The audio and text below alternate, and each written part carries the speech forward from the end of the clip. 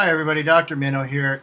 Now we got Bolivia postponing and or canceling their elections. But they're going to blame it on the COVID.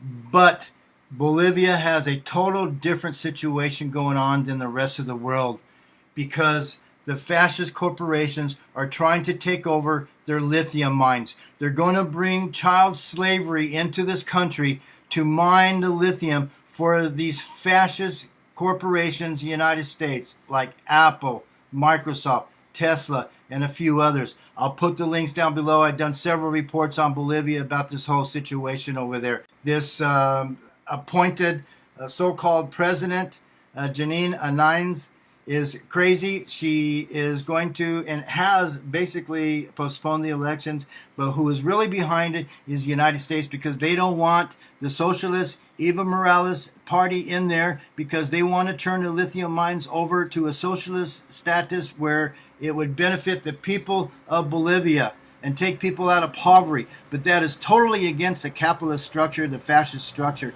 This is beyond capitalism. This is in the area of hardcore fascism, taking over other countries. Yes, they are going to manipulate the elections there as they do and have in the past on many South American countries. This has got to stop. So go ahead and watch this RT report. It goes into some of the background in Bolivia. And poor Evo Morales was ousted by a coup d'etat. And this is crazy. The United States was all behind this. All behind this. Why has there never been a coup in the United States? Why hasn't there? In all the rest of these big countries around the world, coup d'etats is backed by the United States to take over.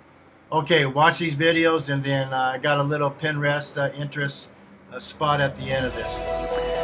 Welcome back. As Bolivia celebrated its Independence Day on Thursday, the country was gripped by protests over delayed elections. The vote has been put off twice already over the pandemic. The interim president, Janine Áñez, has previously stressed the health risks of holding a vote, but now she accuses the Bolivian election body of playing with dates. She took to Twitter to point out that she has nothing to do with the latest decision, adding, though, that she will respect it. At the same time, the government's denounced the ongoing protests. It says that they pose a danger to public health and safety and accused former leader Evo Morales of inciting them. RT's Donald Corter has more. When it comes to combating potential election fraud, Donald Trump seems to have a solution: suspend the elections altogether. And while that's caused quite a fuss in the United States, the pro-U.S. interim government in Bolivia has successfully used that strategy twice. Just see for yourself how the opposition feels about it.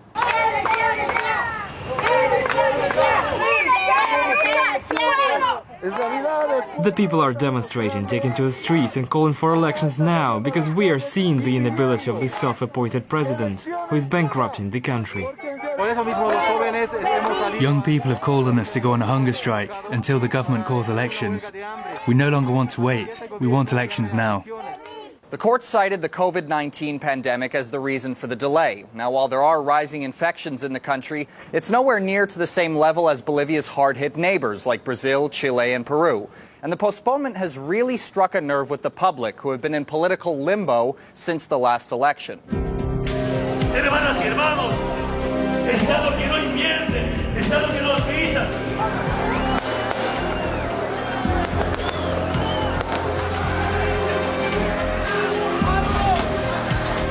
Estamos renunciando, estoy renunciando. Nuestra fuerza es Dios, el poder es Dios. It was the first step towards free and fair elections, as prescribed by Washington.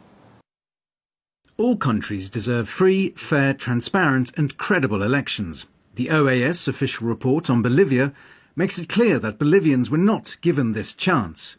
Stop the violence, hold elections and work with Janine Áñez and the transitional government to bring democracy back. So the new president, Janine Áñez, had one job: to hold a new vote. It's merely a transitional period. We will call for elections with honorable people. They will carry out an electoral process that reflects the will and sentiment of all Bolivians. The interim government was supposed to hold new elections 90 days after taking power. Instead, Áñez has been president now for almost a year, with no signs of returning to the ballot box. She also said she wouldn't run for president in the next election, but since reneged on that, and her reputation as Bolivia's caretaker has been far from spotless.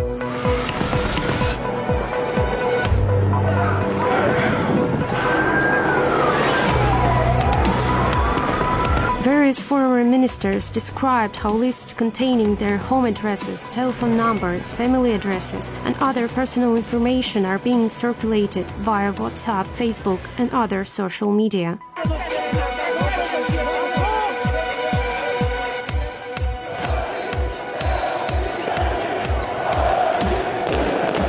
It has also been publicly reported that the lifeless bodies of several people who were killed in the massacre disappeared, allegedly after being collected by law enforcement officers, and no further information has since been provided on them.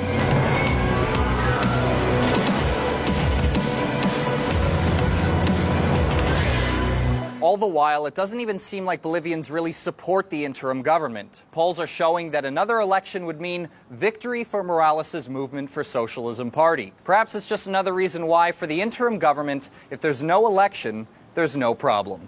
Áñez is the neoliberal puppet, the unelected dictator that imperialist countries want in Bolivia. They're afraid of a return of Evo Morales, of the movement towards socialisms. The MAS's candidate, Lucho Arce, would defeat Áñez and the coup mongers. So that's why they continue to use COVID-19 as an excuse, because they know Áñez will not win. She's not popular. When the OAS and the United States government talk about free elections, of course, they're talking about their candidates leading in the polls and winning. And when their rubber stamped yes men and women like Áñez and Camacho are not in the lead and cannot take the elections, then they come up with every excuse to postpone. Okay, everybody, and to close this video out, I hate Pinterest, whatever you want to call it.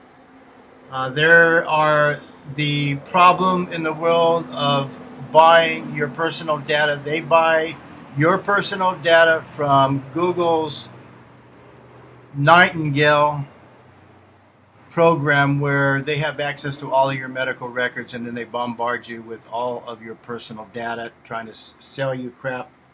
Anyway, this is on Bolivia, and look what they're doing here with their BS propaganda. You just heard what's going on in Bolivia. The fascists are taking over. You've seen my prior videos on how they're planning on raping the lithium mines. The corporations, the fascist corporations, are coming in. Apple, Microsoft, Tesla, and a few others. Like I said, go back and watch my videos. But they don't show any of that here. Oh, look what a magnificent, beautiful place it is. Oh, yeah. Oh, my gosh. 5 incredible Bolivia places. La Paz. Oh, the peace, the capital. They just had crazy stuff going on there. Okay. Now, Evo Morales was ousted by a coup.